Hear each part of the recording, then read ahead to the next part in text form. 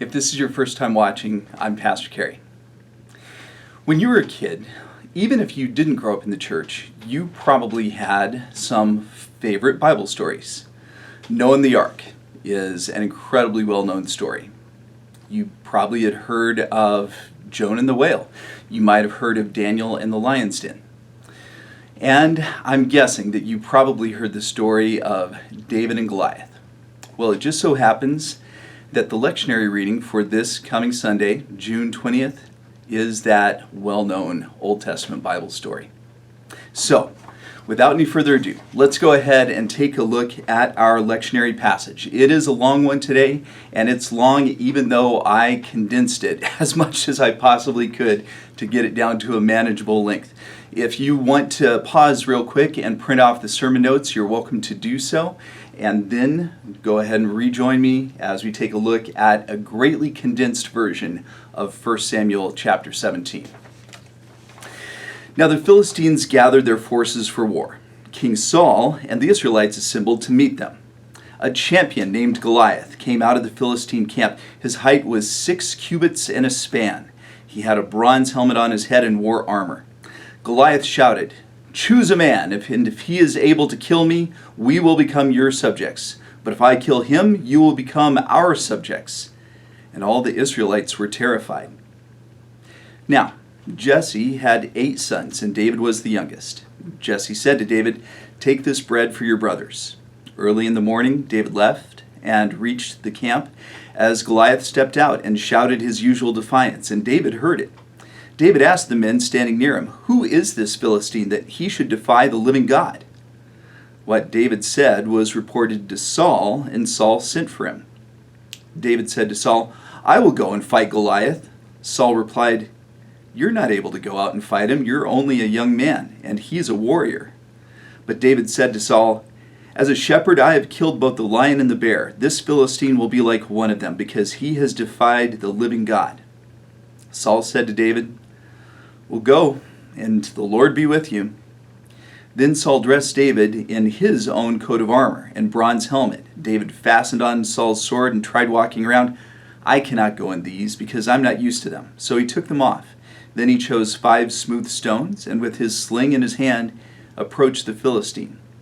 Meanwhile, Goliath saw that David was little more than a boy, and said, "Am I a dog that you come at me with sticks?"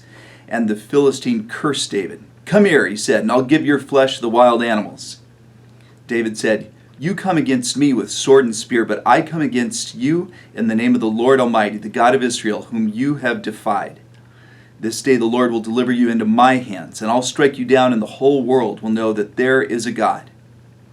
As Goliath moved to attack, David ran quickly to meet him. Reaching into his bag and taking out a stone, he slung it and struck the Philistine. The stone sank into his forehead, and he fell face down on the ground. David ran over and took hold of his sword and cut off his head. When the Philistines saw that their hero was dead, they turned and ran. May God bless the reading of the Word. So you know this story. Everybody knows this story. This is one of the greatest stories in the entire Bible. And so the first thing that I'd like to do, as always, is I'd like for us to take a little bit closer look at the story and hopefully explain a few of the contextual things in there to help you to even better understand and appreciate the story. And then after that, what I want to do is I want to talk about some of the stones that God gives us to face the Goliaths that we face in our lives. So, the very beginning of the passage, it tells us that this is the Philistines that are going up against the Israelites. And the Philistines were the arch enemies of the Israelites in the Old Testament. The Israelites had lots of enemies, as you probably know in the Old Testament, but the Philistines, they were the biggest, baddest arch enemies of them all. And it just so happened that in this point in the history of this long-standing struggle between the Philistines and the Israelites, that the Philistines had this champion who was an absolute monster of a man. Now, it tells us in here that he was 6 cubits in a span, and if you're wondering how tall that was by our modern standards, that was 9.5 feet tall. That is the tallest human being that anyone has ever claimed to have seen. At this point in recorded human history, the tallest person that we ever know of was a man named Robert Wadlow, who was 8'11". Well, 6 foot or 6 spans in a cubit, that is, like we said, that is 9.5 feet tall. So he was a good 7 inches taller than the tallest human being that we've ever known of.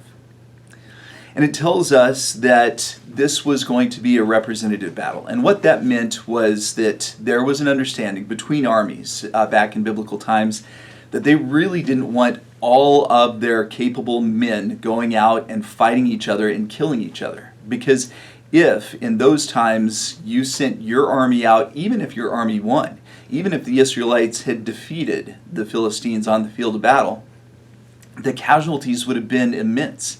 And people back then didn't heal from their battle wounds. And so it was something that really no army could afford to give up all of their fighting men in a battle like this, especially a battle between rivals. And so there was an understanding that it would be a representative battle. You send out your champion, we send out our champion, and whichever one of the two champions prevails, that army prevails. And that was a common practice in biblical times. Well, it was working really, really well for the Philistines in this particular instance when they had Goliath as their representative. And so David, we've been introduced to already at this point in the Old Testament. We already know that he is destined to become king. David and Saul actually already know each other at this point in the Old Testament. But David is still a boy. And Saul, at this point, doesn't truly know that David is going to take his place as king one day. And so when David shows up, he's just showing up to feed his older brothers who were part of the Israelite army. But when Goliath comes out and shouts defiance at the Israelite army and shouts defiance at the Israelites' God, well, David doesn't stand for it. And he says, we need to do something about that. I'm going to do something about that. And word gets back to King Saul. And so King Saul has David come in and says, David, come on, buddy. You can't be talking like that out there. And David said, I'm serious. I can do this. I can take him out. And Saul says, all right, buddy, it's your funeral. And he says, hold on, before you go. He's like, I'm sending a lamb to the slaughter here. Here, you take my helmet and you take my armor. Now, one of the things that the Old Testament tells us about Saul is that he was a tall man. That's one of the reasons that the Israelites wanted to make him their first king, because he was tall. And so this tall man's armor on a 15-year-old boy, well, it was way too big. It doesn't fit. And David says, no, this is not going to work. And so David goes out to face Goliath. And David, at this point, has just taken his sling and has taken 5 smooth stones. And at this point, Goliath is insulted. He feels like he's being pranked or whatever. And so he taunts David and he taunts the one true God. And then he charges David. David charges right back. And David puts 1 stone in the slingshot, slings it at Goliath. Remember, Goliath is covered with armor from head to toe. He's got a bronze helmet on his head. About the only place on Goliath that's unprotected is his forehead, so that he can see out of his helmet, and guess where that stone lands? And it tells us that the stone sunk into his forehead. From a physics standpoint, that would be pretty hard to do unless there was a little bit of divine intervention, unless God was putting a little bit extra on that stone. And so it's probably safe for us to assume that that is what God did. The giant goes down, David runs over and he cuts off his head just to be sure. And at that point, the Philistines freak out. They cannot believe that their 9.5 foot tall monster of a champion has been defeated. So, David has defeated Goliath. And that is the happy ending to this story. But what I want to do now is I want us to take a moment to consider, who are the Goliaths that we are facing in our lives? Or let me just make that a singular Goliath for you. Who is the Goliath that you are facing in your life right now? I want you to think about that for a moment. And now what I want to do is I want us to talk about the 5 stones that God gives us, as represented in this passage, to face the Goliaths in our lives. And I think the first stone that God gives us is this: the stone of moral clarity. The stone of moral clarity. Now, friends, I am one who absolutely believes that not everything in life is black and white. I will be the first to say that there are shades of gray in this life. And I believe that nuance and I believe that understanding, I believe that those are good things. But having said that, there are also times in life when right is simply right and wrong is simply wrong. And when there is a monster on the other side that is blaspheming the one true God and is mocking your people, well, that's a case where, trying to sit down and sing Kumbaya together and everybody hold hands, it probably wasn't going to work out. And in this case, it just took a little bit of moral clarity for David to say, I've got to take him down. And friends, I hope that in our lives that we can use that first stone, the stone of moral clarity, as we're facing whatever Goliath it is that we're up against. The second stone is this: the stone of courage. The stone of courage. There is no doubt, as you read the Old Testament, that David was a young man of courage. When we've seen the ways that he's taken on lions and bears, and now he's taking on a literal monster of a human being. He was a man of incredible courage. And a lot of times when you are facing a Goliath, or whatever the challenge may be, it's that first step that's the toughest. And clearly David was not afraid to take that first step. And so the question again is, what do you need the courage to do right now? Whatever it is, I would encourage you to summon that courage and face that challenge in your life. So that is the second stone God gives us. The third stone is this: the stone of simplicity. The stone of simplicity. Now, I'll be the first to say that in my life, I am the type of person who tends to overcomplicate things that probably don't need to be overcomplicated. Maybe you're like me, maybe you're not. But sometimes I do have that unfortunate tendency to make things a lot more complicated than they need to be. And friends, in this passage, when David is getting ready to go out and take on Goliath, Saul says, "Wait, David, hold on. I can't send you out there without, here, take my helmet, take my armor, take my sword." And the problem is that they were way too big for David. And David was going to be uncomfortable using them. They were just going to complicate things for David. David needed to keep things simple. And sometimes, as we're facing the challenges that we're facing, again, we just need to make things as simple as possible. You've heard the KISS principle, right? K-I-S-S, keep it simple, sweetie. Well, that's what David did in this passage, and I think that's one of the things that we need to do as well. So that is the third stone. The fourth stone that God gives us is the stone of determination. The stone of determination. And what I mean by that is this. Maybe you're saying to yourself, well, Pastor Kerry, isn't determination and courage, isn't that the same thing? Well, I would contend that they're actually two different things. Courage is the willingness to climb the ladder up to the top of the high dive and walk out to the end of the diving board. But determination is what helps you take that step off the diving board. I want to reread just verse 40 for you. And I want you to think about this. Because at this point, David has already said no to the armor, no to the helmet, no to the sword that Saul offered him. And it tells us that he goes and he just picks 5 smooth stones. In fact, it tells us in the ellipse there that he took 5 smooth stones out of a brook.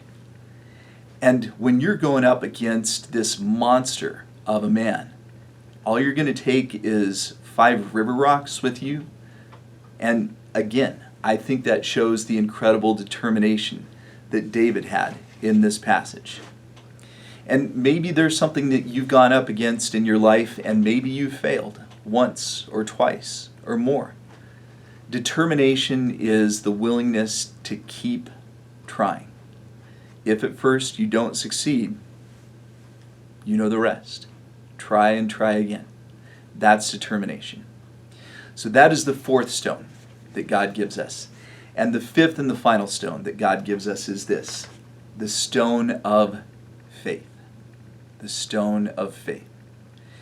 And friends, I would contend that that is the most important stone that God gives us. As a matter of fact, you might recall in this passage, how many stones did David need out of those 5 to slay Goliath? He only needed 1. And out of the 5 stones that God gives us, I would contend that out of these 5, the only one that we really need is this one. It's the stone of faith.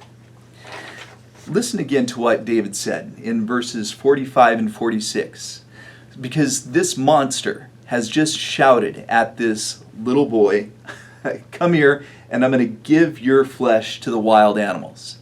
Now, if I had been that 15-year-old boy, I would have said, "You know what? I want to pause right now. I want to come back to this. You know what? Let's think about this for a few minutes." But thankfully, it wasn't me that was taking off Goliath that day. It was David. David's response after this monster says, "I'm going to feed you to the wild animals," David says, "You come against me with sword and spear, but I come against you in the name of the Lord Almighty, the God of Israel, whom you've defiled. This day the Lord will deliver you into my hands, and I'll strike you down, and the whole world will know that there's a God." Notice what David didn't say in there. David didn't say, "Yeah, I may be small, but I'm tough," or "I may be small, but I'm a good aim. I'm a good shot." David's not bragging on himself. David, in this passage, is bragging on God and saying God is the one that's going to strike you down, Goliath. Make a good Johnny Cash song, probably. Friends, the stone of faith is all that David needed. And friends, when you think about the Bible, from beginning to end, it teaches us that God rewards faith. That is the central message of the Bible. God rewards faith. And that is exactly what happened in this passage. And friends, that is exactly what I believe God will do for you as you take on whatever Goliath or whatever Goliaths that you're facing right now in your life. Approach your Goliath with these 5 stones, but in particular, approach your Goliath with this stone of faith, and I believe that God will reward your faith. Let's close with a word of prayer. God, we thank you that you give us exactly what we need, that you don't complicate things the way that we do. God, that you sometimes put a little bit extra on the stone that perhaps we hurl at our opponents. That God, you divinely help us when we need it. God, I pray that you would go with us as we go from here and help us to take on whatever challenges we are facing in our lives with renewed courage and with renewed hope, knowing that you're with us, that you will help us. God, we pray these things in Jesus' name. Amen. Well, thanks for joining us today, and we'll look forward to seeing you again next week.